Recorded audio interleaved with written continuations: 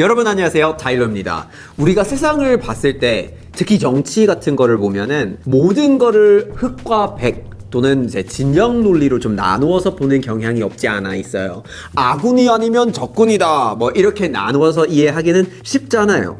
하지만 현실 세계는 흑백 논리로 보기엔 진짜 너무 복잡하고 다차원적이에요. 흑과 백 사이에는 사실 너무나 넓고 복잡하고 다채로운 회색 지대가 좀 있거든요. 오늘은 바로 이 흑백 논리 대신에 이 다채로운 회색을 제대로 인식해야만 본질이 보이는 그런 토픽에 대해서 얘기를 해보려고 합니다. 최근에 진짜 흥미로운 데이터를 봤는데 여러분들 중에서 무려 70%나 당연히 이미 했겠지 라고 생각하시고 타일러 볼까요 콘텐츠를 꾸준히 보고 계시지만 구독이 안 되어 있더라고요. 타일러 볼까요를 열심히 만드는 팀원분들한테 콘텐츠를 계속 만들어 달라는 응원이 되는 거니까 꼭 구독을 한번 눌러주세요. 본인도 안 되어 있을지도 몰라요. 지금 딱 1초만 시간을 내서 구독 버튼이 잘 눌러져 있는지 더블 체크를 부탁드리겠습니다. 바로 여기 그 회색 지대의 정점에 있는 듯한 딜레마가 있습니다. 최근에 한국은 K9 자주포 같은 그런 최첨단 무기를 베트남에 수출을 하기로 결정을 했어요. K 방산의 엄청난 성공인 거죠.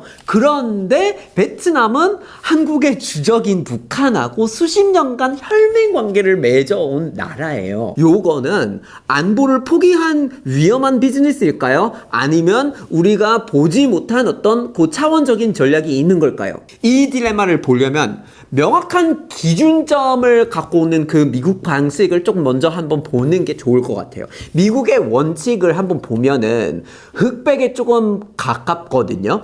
그러니까 안보와 경제가 있다면 무조건 안보가 경제보다 더 항상 우선인 거예요. 그러니까 대표적인 예시가 바로 반도체 전쟁이거든요. 그러니까 미국은 자국의 기업의 엄청난 막대한 소실을 알면서도 2022년 10월 중국의 첨단 반도체 숨통을 아예 끊는 그런 수출 통제 조치를 단행했어요. 이 원칙은 동맹국한테도 예외가 없어요. 그래서 네덜란드에 그 ASML이라는 데가 있어요. 그러니까 첨단 반도체의 필수적인 EUV라는 장비를 만드는 거예요. 여기서 이렇게 이거를 유일하게 만드는 회사가 네덜란드의 ASML인 거예요. 그러니까 엄청나게 중요하단 말이에요. 미국은 요곳에다가 기술적 초크 포인트를 이렇게 해석을 해가지고 네덜란드를 보고 그냥 강하게 압박을 넣은 거예요. 결국 ASML은 최대 시장 중 하나인 중국에다가 수출길이 막힌 거예요.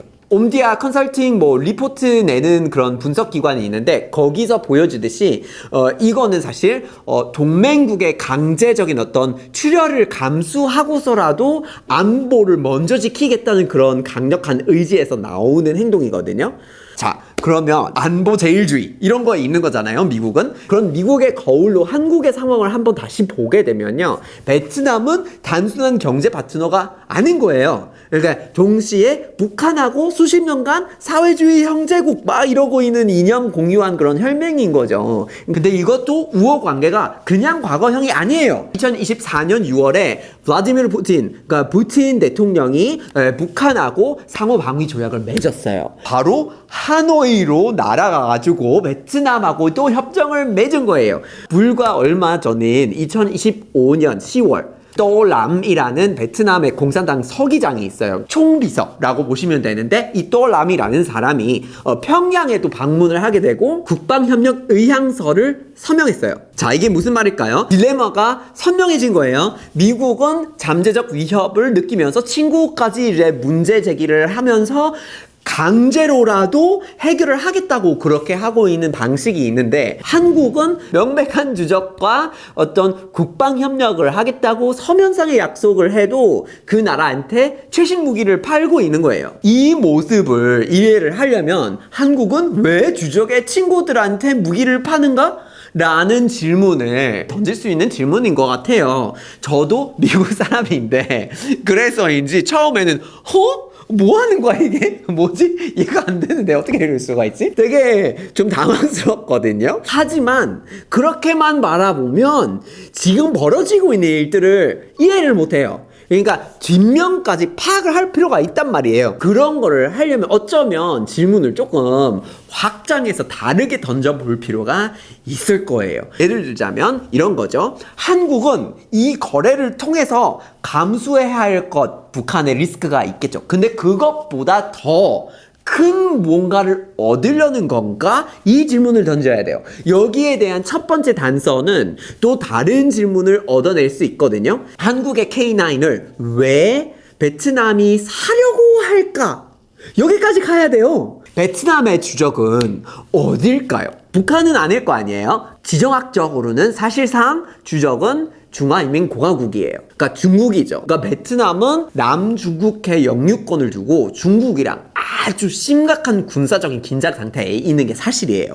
근데 이 중국의 이제 위협에 맞서기 위해서 군사력을 좀 현대화시키고 좀 절실하게 그거를 막 만들어 놔야 되는 상황에 있는 거고, 중국의 주적인 미국과 어느 정도 약간은 협력하는 모습을 좀 보여주면 중국을 살짝이라도 불편하게 견제를 할 수 있는 기회가 오거든요. 여기서 한국의 첫 번째 수가 등장할 수가 있는 거예요. 베트남은 군사 장비의 80% 이상을 어디서 갖고 올까요, 주로? 러시아에서 갖고 와요. 네, 러시아에 의존을 많이 해왔어요. 그런데 인도태평양 국방 포럼, 그러니까 Indo-Pacific Defense Forum이라고 있는데, 여기에 분석처럼 우크라이나 전쟁으로 러시아 무기에 대한 신뢰도도 좀 흔들린 부분이 있고, 그리고 러시아의 무기 산업이 점점 중국에 대해서 의존도가 또 생기는 거예요. 그러니까 러시아의 무기 산업이 중국 기술이나 중국 부품이나 이런 거에 의존도가 올라가고 있으면서 러시아의 무기를 계속해서 구매를 하는 것은 베트남 입장에서 약간은 눈치가 조금 보이는 날이 올 수 있다는 거예요. 그러니까 베트남은 무기 공급선 다변화가 절실하게 필요한 날이 앞으로 분명 올 거예요. 그러니까 거기서 바로 등장하는 게 K9. 갑자기 K9이 이 빈틈을 채울 수 있게 되는 겁니다. 다시 말하자면 한국은 베트남을 러시아의 영향권, 거기서 좀 빼어와가지고 한국국은 서방에 조금 더 친근하게 지내는 그런 영향권으로 살짝 더 가깝게 이렇게 끌어오는 역할을 할 수가 있어요. 매우 중요한 전략적인 교도부의 확보를 하고 있는 거죠. 그러니까 요건 미국이 주도하는 인도 태평양 전략이랑 또 어떻게 보면 일치하는 면이 있고요. 그냥 미국처럼 생각하면 그림이 안 그려질 수 있는데, 그 전략 속에 사실 한국만이 할 수 있는 되게 그 회색 지대에는 뭔가가 독특하게 되어 있는 역할이 있을 수 있는 뜻이긴 하니까요. 자, 이게 사실 또 어떻게 보면은 한국이 베팅하는 거거든요. 단순히 돈을 버는 1차원적인 거래가 아니잖아요. 그래서 K방산이라는 그런 경제의 어떤 영토를 확장을 하면서 베트남을 러시아의 영향권에서 좀 벗어날 때 대안이 되어주고, 또 동시에 그 베트남이 또 중국을 견제할 수 있는 능력을 뒷받침하는 3차원적인 전략적인 매칭을 하는 상황에 있어요. 물론 고차원적이면 그럴수록 배팅이 좀 리스크가 있을 수 있는 거죠. 북한으로 기술이 유출이 되면 어떡하지? 라는 되게 전통적인 안보 리스크가 존재하는 게 분명하긴 해요. 하지만 한국은 그 리스크가 관리가 가능하다라고 판단하는 범위가 있을 수도 있죠. 리스크보다 그거를 성사시켜서 상황을 바꾸는 게 더 이득이 있다라고 판단하는 걸 수도 있어요. 이 신문이라는 소량의 물량으로 베트남이 한국이라는 최대 투자국과 관계를 좀 망칠 가능성은 낮다고 보는 거죠.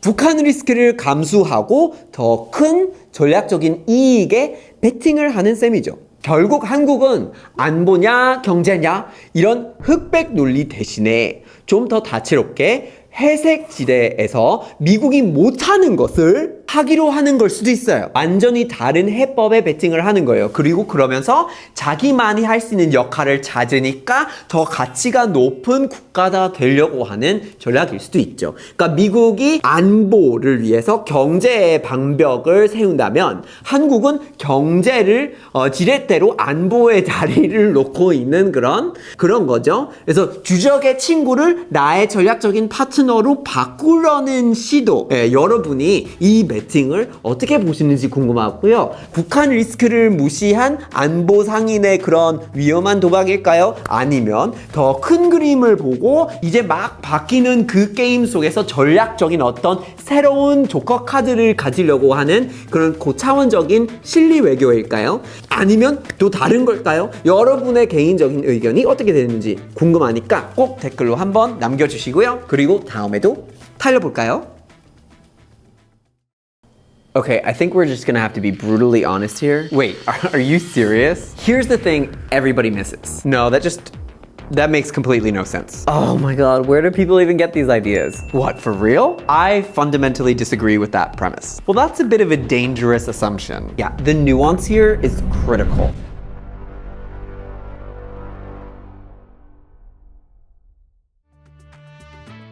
끝까지 재밌게 잘 봐주셔가지고 꼭 추천드리고 싶은 영상이 있어요. 요것도 재밌고 요것도 재밌어요.